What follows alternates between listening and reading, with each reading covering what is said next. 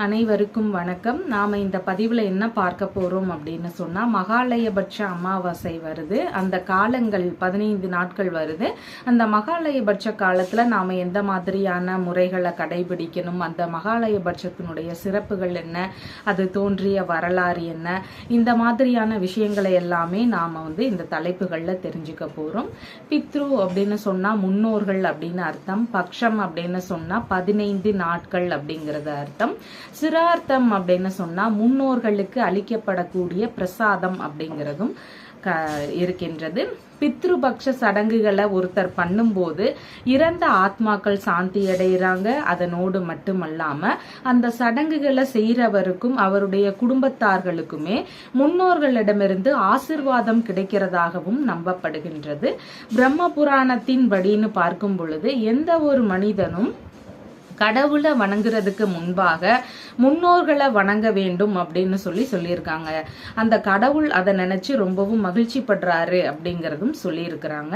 மகாலயபட்ச காலத்துல 15 நாட்களும் பார்த்தீங்கன்னா பித்ருலோகத்துல இருக்கக்கூடிய நமது முன்னோர்கள் பூமிக்கு நம்மளோடு தங்கி இருந்து நாம செய்யக்கூடிய வழிபாடுகள் எல்லாத்தையுமே ஏற்றுக்கொண்டு நமக்கு ஆசிகளும் வழங்கிட்டு போறாங்க அப்படிங்கிறது சாஸ்திரத்துல சொல்லுது.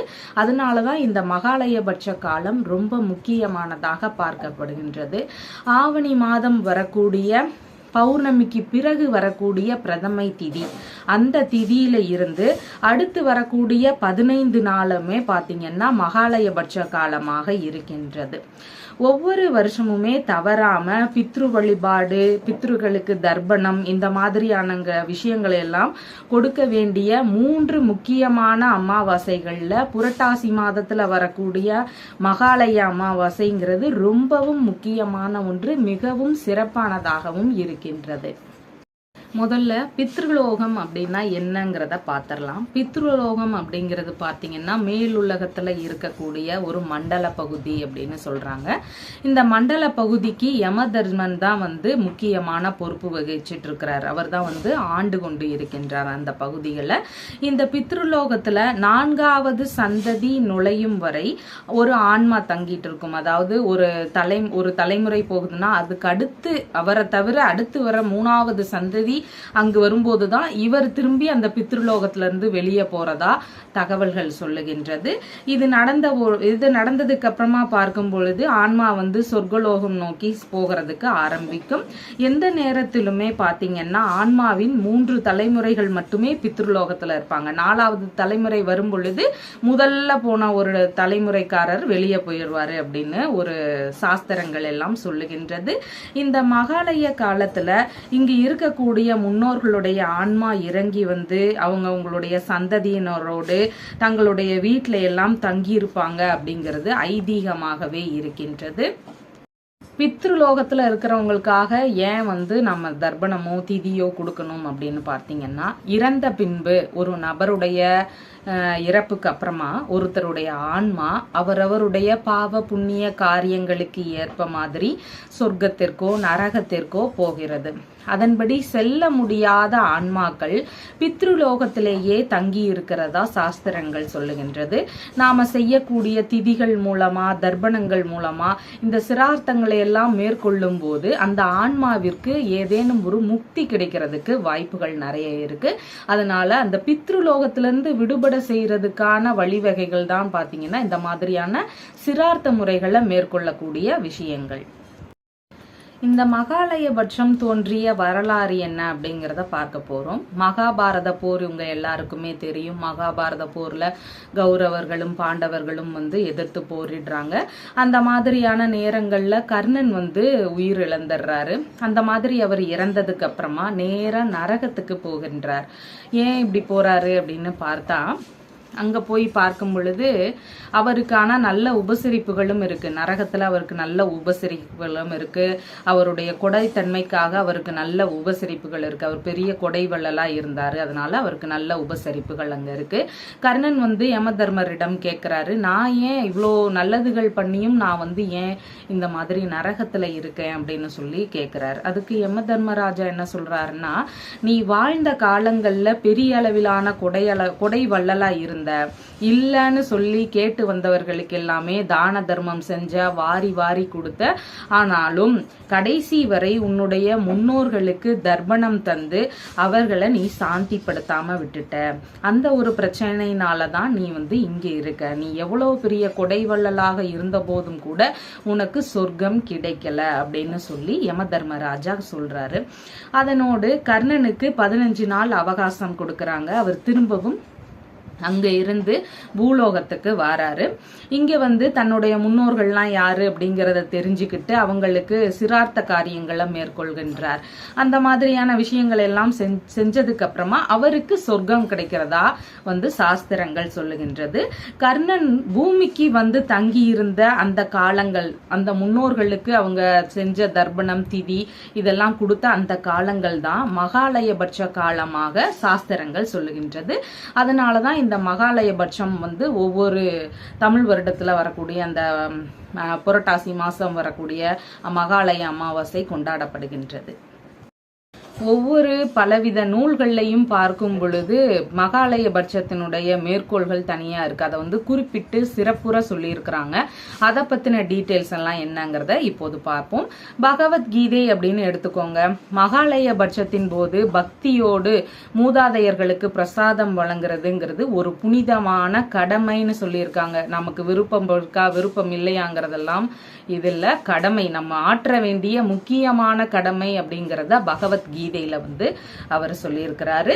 மனுஸ்மிருதியில என்ன சொல்லியிருக்கிறாங்கன்னா, மகாலயத்துடைய 15 நாட்கள்லையும் சிரார்த்த சடங்குகள் மூலமா முன்னோர்களை கௌரவிப்பது அப்படிங்கிறது கடந்த கால மற்றும் தற்போதைய தலைமுறையினருக்கு இடையேயான பிணைப்பை வலுப்படுத்தக்கூடிய ஒரு நடைமுறை அப்படின்னு சொல்லியிருக்காங்க. அதாவது முன்னோர்களுக்கும் இப்ப வாழக்கூடிய சந்ததியினருக்கும் இடையே இருக்கக்கூடிய ஒரு வலுவான பிணைப்பை ஏற்படுத்தக்கூடிய விஷயம்தான் சிரார்த்த திதி கொடுக்கிறது அப்படின்னு சொல்லி மனுஸ்மிருதியில சொல்லியிருக்காங்க. கருட புராணத்துல என்ன சொல்லியிருக்காங்க அப்படின்னு பார்த்தா, மகாலயபட்சத்தின் போது சிரார்த்தத்தை செய்யறது அப்படிங்கிறது இறந்த ஆத்மாக்களுக்கு அமைதியையும் ஆசிர்வாதத்தையும் அளிக்கின்றது அப்படின்னு சொல்லியிருக்கிறாங்க. மேலும் உயர்ந்த பகுதிகளை நோக்கி அவர்களின் பயணத்தை உறுதி செய்கிறதுன்னு சொல்லியிருக்காங்க. அதாவது பித்ருலோகத்திலிருந்து அவர் மேலும் வெளியே ஸ்வர்கலோகம் போகிறதுக்கான ஒரு வழிவகைன்னு நாம முன்னாடியே பார்த்தோம் இல்லையா, அந்த மாதிரியான விஷயங்கள் எல்லாம் நடக்கும் அப்படிங்கறத கருட புராணத்துல சொல்லியிருக்கிறாங்க. யாக்ஞவல்லிய ஸ்மதி அப்படிங்கறதுல என்ன சொல்லியிருக்கிறாங்கன்னா, மகாலயபட்ச சிரார்த்தங்களை கடைபிடிக்கும் போது முன்னோர்களுக்கு கடனை திருப்பி செலுத்தக்கூடிய ஒரு விஷயம் அப்படிங்கிறாங்க. நாம நம்மளுடைய முன்னோர்களுக்கு பட்ட கடன்களை திருப்பி செலுத்தக்கூடிய ஒரு விஷயமா இந்த விஷயத்த அவங்க பார்க்கிறாங்க. இணக்கமான வாழ்க்கைக்கு அவர்களுடைய ஆசிகளை பெறுவதற்கும் உரிய ஒரு வழி அப்படின்னு சொல்லியிருக்காங்க. நம்மளுடைய வாழ்க்கை நடைமுறையும் நல்லா இருக்கணும்னா இந்த சிரார்த்த முறைகளை மேற்கொள்ளுங்க அப்படின்னு சொல்லி அந்த நூல்ல சொல்லியிருக்காங்க. விஷ்ணு ஸ்மிருதியில என்ன சொல்லியிருக்கிறாங்கன்னா, மகாலய காலத்துல முன்னோர்களுக்கு பிரசாதம் வழங்குறது அப்படிங்கிறது அவர்களுடைய ஆசீர்வாதத்தை நமக்கு வாங்கி தருதுன்னு சொல்லியிருக்கிறாங்க. அதனோடு சேர்ந்து இது உயிருள்ள மற்றும் இறந்தவர்களுடைய நல்வாழ்வுக்கு வழிவகுக்கும்.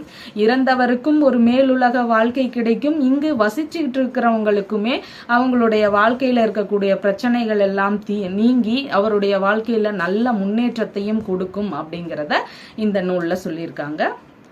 அக்னி புராணத்துல என்ன சொல்லியிருக்கிறாங்கன்னா, ஒரு மனிதன் தூய உள்ளத்தோடு தூய மனதோடு செய்யப்படுகின்ற மகாலய சிரார்த்தங்கள் முன்னோர்களை கர்ம பந்தங்களிலிருந்து விடுவித்து அவர்களை விடுதலை நோக்கி உயர்த்த உதவுகின்றன சொல்லியிருக்கிறாங்க. அவரவருடைய பாவங்களை எல்லாம் குறைத்து அவங்கள மோட்சம் அனுப்புறதுக்கான ஒரு வழிவகை அப்படிங்கறத அக்னி புராணம் அப்படிங்கிற நூல்கள்ல சொல்லியிருக்கிறாங்க.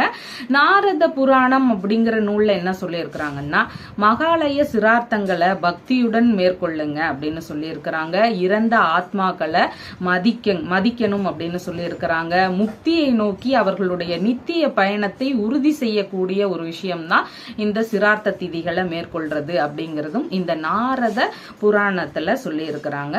தர்ம சாஸ்திரம் அப்படிங்கிற நூல்ல என்ன சொல்லி இருக்கிறாங்கன்னா, மகாலய பட்சத்தின் போது முன்னோர்களுக்கு பிரசாதம் வழங்குவது அப்படிங்கிறது நன்றியுணர்வு, மரியாதை, வாழ்க்கை வட்டத்துல ஒரு தொடர்ச்சியை குறிக்கின்றது அப்படிங்கறத சொல்றாங்க. அதாவது நம்மளுடைய சந்ததியினருடைய அடுத்தடுத்த வட்டம், அந்த வட்டத்தை குறிக்கின்றது.